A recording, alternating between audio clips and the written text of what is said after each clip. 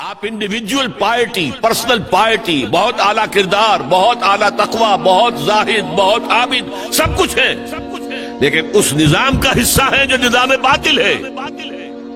آپ کس کی گواہی دے رہے ہیں؟ وَمَن لَّمْ يَحْكُم بِمَا أَنزَلَ اللَّهُ فَأُولَٰئِكَ هُمُ الْكَافِرُونَ، جو فیصلے نہیں کرتے اس چیز کے مطابق جو اللہ نے نازل کی ہے، وہی تو کافر ہیں۔ تم نے کافر کسے سمجھا ہے؟ وَمَن لَّمْ يَحْكُم بِمَا أَنزَلَ اللَّهُ فَأُولَٰئِكَ هُمُ الظَّالِمُونَ، جو اللہ کی اتاری ہوئی شریعت کے مطابق فیصلے نہیں کرتے وہی تو مشرک ہے۔ وَمَن لَّمْ يَحْكُم بِمَا أَنزَلَ اللَّهُ فَأُولَٰئِكَ هُمُ الْفَاسِقُونَ، جو اللہ کی اتاری ہوئی شریعت کے مطابق فیصلے نہیں کرتے وہی تو ناہنجار ہیں، فاسق ہیں، غدار ہیں، باغی ہیں، سرکش۔ یہ تین فتوے ہیں مفتی اعظم کے۔ مفتی اعظم کون ہے؟ اللہ۔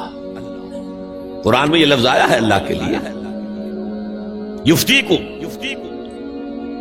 یستفتونک، اے نبی یہ آپ سے فتویٰ مانگ رہے ہیں کلالہ کے بارے میں۔ قل اللہ یفتیکم، کہہ دیجیے اللہ فتویٰ دیتا ہے۔ لو، تو مفتی اعظم کون ہے؟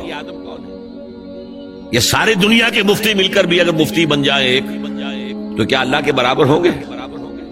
اور اللہ کا فتویٰ یہ ہے جو اللہ کی اتاری ہوئی شریعت کے مطابق فیصلے نہیں کرتے وہی تو کافر ہے، وہی تو ظالم ہے، وہی تو مشرک ہے، وہی تو فاسق ہے، وہی تو سرکش ہے۔ اور یہ تین فتوے ایک رکوع میں آئے ہیں، سورہ مائدہ کا رکوع نمبر 7۔ تو یہ شہادت جو ہے، یہ شہادت گہے الفت میں قدم رکھنا ہے۔ لوگ آسان سمجھتے ہیں مسلمان ہونا۔ ٹھیک ہے، کہہ دیا اشہدو ان لا الہ الا اللہ واشہدو ان محمد رسول اللہ، اب تمہیں معلوم نہیں ہے شہادت گاہ میں آ گئے ہو۔